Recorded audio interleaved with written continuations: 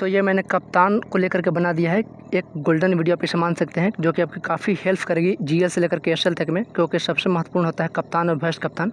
क्योंकि कप्तान अगर आपका अच्छा खेलता है, इसका मतलब है कि आपकी टीम में 11 नहीं बल्कि 12 खिलाड़ी खेल रहे हैं, क्योंकि 11 आपने सेलेक्ट किया है और कप्तान अच्छा कर जाता है तो वो एक खिलाड़ी का पॉइंट अपने से दे देता है, यानी कि दुगना पॉइंट दे देता है।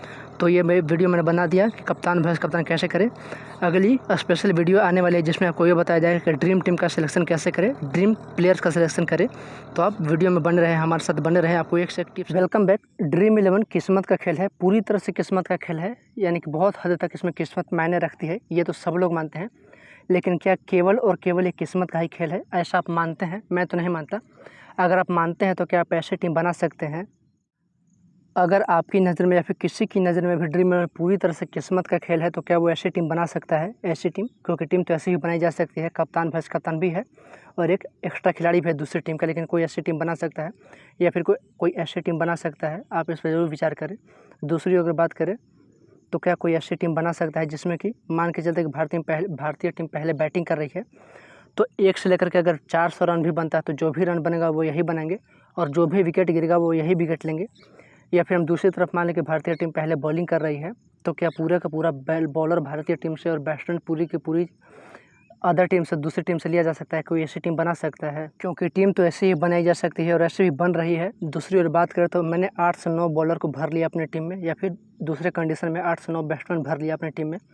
तो क्या ऐसी टीम में कोई स्टार प्लेयर है? अगर पूरी तरह से किस्मत का खेल है तो कोई ऐसी टीम क्रिएट कर सकता है? नहीं, इसमें भी कुछ ना कुछ लॉजिक होता है, कुछ ना कुछ तरीका होता है। तो आज उसी के सबसे महत्वपूर्ण तरीके की बात करेंगे कि कप्तान और वाइस कप्तान का सिलेक्शन कैसे किया जाए।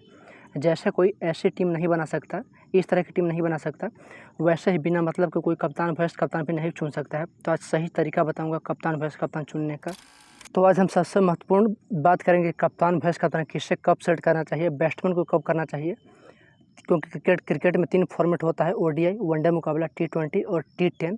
तो बैट्समैन को कब कप्तान वाइस कप्तान बनाना चाहिए, बॉलर को कब कप्तान वाइस कप्तान किस फॉर्मेट बनाना चाहिए जो कि ज़्यादा बेहतर हो, ज़्यादा पॉइंट दे आपकी टीम को, आपकी टीम अच्छी कंडीशन में जाए, सरप्राइजिंग कंडीशन में जाए उस लिहाज से, और ऑलराउंडर को कब कप्तान बनाना चाहिए। तो आज हम इसी के बारे में बात करेंगे। दूसरी ओर ये भी बात करेंगे इसी वीडियो में कि एक बैट्समैन को कितना पॉइंट देना ईजी होता है, यानी कि कितना पॉइंट एक बैट्समैन आसानी से दे सकता है, कितना थोड़ा मुश्किल होता है और कितना पॉइंट देना बहुत ज़्यादा मुश्किल होता है। ये फॉर्मेट पर डिपेंड करता है, टी20, ओडीआई या फिर टी10। तो हम बारी बारी से सभी के बारे में चर्चा करेंगे और आपका हम सही से मार्गदर्शन करते हैं। तो हम सबसे पहले बात करेंगे बैट्समैन के बारे में, क्योंकि ये कि बैट्समैन कितनी आसानी से पॉइंट दे सकता है आपकी टीम को और कितना पॉइंट देना इसके लिए मुश्किल होगा, और किस फॉर्मेट में इसे कप्तान करना चाहिए, टी20, वनडे या फिर टी10 में।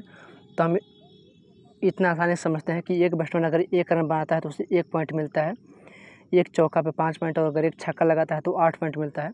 अगर वो बैट्समैन 30 रन बनाता है तो 35 के करीब उसे पॉइंट मिलता है, एक 2 पॉइंट ज़्यादा कम भी हो सकता है। अगर वो 50 रन बनाता है तो उसे 65 पॉइंट के करीब मिलते हैं, और अगर वो 75 रन बनाता है एक बैट्समैन तो उसे 100 पॉइंट मिलते हैं। तो आप ये खुद से अंदाज़ा लगा लिया, फिर मैं भी आपको बता दे रहा हूँ कि बैट्समैन के लिए कितना रन बनाना आसान होता है। तो 30 रन बनाना तो बैट्समैन के लिए आसान होता है, ये ईजिली बना लेता है। अगर वो 50 बनाता है तो इससे माना जाता है कि बैट्समैन ने अच्छा परफॉर्मेंस किया, और बहुत अच्छा परफॉर्मेंस करता है तो 75 या 80 90 तक जाता है।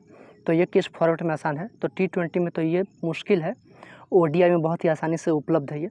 तो ये कम से कम 35 पॉइंट दे सकता है कम से कम किसी फॉर्मेट में, और ओडीआई में ये परफॉर्मेंस करने के चांसेस ज़्यादा होते हैं एक बैट्समैन के लिए। तो हम बैट्समैन को ओडीआई में कप्तान करेंगे, ओडीआई में बैट्समैन को कप्तान कर देंगे। उस दूसरी ओर बात करें बॉलर्स के लिए, तो बॉलर्स के लिए 1 विकेट लेना तो किसी फॉर्मेट में आसान होता है, और वो 1 विकेट पर 25 पॉइंट देगा। और अगर उसने बैट्समैन को बोल्ड कर दिया या फिर एलबीडब्ल्यू कर दिया तो उसे 33 पॉइंट मिलेंगे 1 विकेट के लिए। अगर वो एक स्टेप और जाता है जो कि ईजी आसानी से उपलब्ध है बैट्समैन के लिए, जो बॉलर आसानी से कर लेता है, वो है 2 विकेट। ये किसी फॉर्मेट में इसके लिए आसानी से हो जाता है। तो 2 पॉइंट का एक तो 50 पॉइंट मिलेगा, या फिर 66 पॉइंट मिलेंगे अगर एलबीडब्ल्यू या बोल्ड कर देता है तो। वहीं दूसरी ओर बात करें जो कि ये करने के चांसेस भी बॉलर के लिए बहुत ज़्यादा होते हैं। अगर बात करें टी20 की, तो टी20 में बैट्समैन बॉलर कोई 3 विकेट आसानी से ले सकता है, क्योंकि कभी कभी 2 गेंद पे भी 2 विकेट मिल जाते हैं, या फिर आखिरी ओवर में भी 2 विकेट मिल जाते हैं। तो ये करना बहुत आसान है, और शानदार परफॉर्मेंस के लिए 4 विकेट।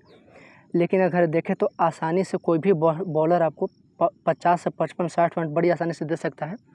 वहीं T20 में बात करें तो ये भी देना उसके लिए काफ़ी आसान है, यानी कि ये दे सकता है एक बैट्समैन बॉलर अगर वो डेथ ओवर में, पावर प्ले में और मिडिल ओवर में बॉलिंग करता हो तो आप इस पे गौर करें कि एक बैट्समैन आसानी से केवल 35 पॉइंट ही दे सकता है। आसानी से अगर अच्छा खेलेगा तो 50 रन या फिर 75 रन बना पाएगा, लेकिन एक बॉलर आसानी से आपको 50 से 66 पॉइंट दे रहा है। और थोड़ा सा और स्टेप बढ़ जाता है, एक स्टेप जो कि उसके लिए आसान है, तो वो 3 विकेट भी ले सकता है और 100 पॉइंट के करीब दे सकता है। तो हम किसी बॉलर को T20 में कप्तान करेंगे। T20 में कप्तान करना बॉलर के लिए बेस्ट होता है। वहीं अगर हम बात करें ऑलराउंडर की, जो कि बैटिंग और बॉलिंग दोनों करता है, लेकिन एक बात आपको हमेशा ध्यान में रखना चाहिए कि ना तो ये बैट्समैन की तरह बैटिंग कर सकता है और ना ही बॉलर्स की तरह बॉलिंग कर सकता है। दोनों चीज़ कर सकता है, लेकिन बैट्समैन की तरह बैटिंग और बॉलर की तरह बॉलिंग नहीं कर सकता है, ये आपको ध्यान में रखना चाहिए। तो एक ऑलराउंडर कितनी आसानी से आपको कितना पॉइंट दे सकता है, आप उस पर विचार करें। तो 1 विकेट और 20 रन ये तो लगभग एक ऑलराउंडर कर देता है। किसी भी टीम में किसी भी ऑलराउंडर को उठा करके आप देख लो तो 1 विकेट और 20 रन करना उसके लिए आसान है, तो वो उतने में आपको 50 पॉइंट वो आसानी से आपकी टीम को दे सकता है। दूसरी बात करें तो 2 विकेट और 30 रन ये थोड़ा मुश्किल है। आप खुद भी चाहे तो किसी भी टीम के किसी भी ऑलराउंडर को ले ले जो इतनी आसानी से ये चीज़ कर दे, 2 विकेट और 30 रन। भले इसके लिए 80 पॉइंट है, लेकिन ये करना मुश्किल है एक बैट्समैन के लिए। थोड़ा और आगे जाए तो 3 विकेट और 20 रन, ये तो और थोड़ा मुश्किल हो जाता है। अगर आपकी नज़र में कोई टीम में कोई ऐसा ऑलराउंडर हो तो आप हमें कमेंट करें, या फिर खुद से विचार करें कि कोई ऐसा ऑलराउंडर है किसी टीम में जो 3 विकेट और 20 रन आसानी से कर ले। तो यहाँ पर जो सही आंकड़ा निकल कर के आ रहा है वो ये है कि आसानी से कोई आपको 50 पॉइंट दे सकता है कोई ऑलराउंडर। 80 पॉइंट देना थोड़ा और मुश्किल है, क्योंकि 2 विकेट 30 रन इतना करना आसान नहीं होता किसी भी ऑलराउंडर के लिए। आप भी खुद से विचार कर सकते हैं, फिर खुद से भी दे सकते हैं क्या कोई ऐसा है, और अगर है तो मुश्किल से 80 पॉइंट दे देगा। हम ये भी मान के चल रहे हैं कि 80 पॉइंट वो बड़ी आसानी से दे सकता है, और उससे भी आगे चले जाए तो 100 पॉइंट, तो 100 पॉइंट वो दे सकता है इतनी आसानी से। तो उस लिहाज से बॉलर का देखें ये कितनी आसानी से आपको 100 पॉइंट दे सकता है, क्योंकि एक ओवर में कभी-कभी 2 विकेट गिर जाते हैं। उसके बाद 3 ओवर है उसके पास, तो ये उसके लिए 100 पॉइंट देना बहुत ही आसान होता है बॉलर के लिए।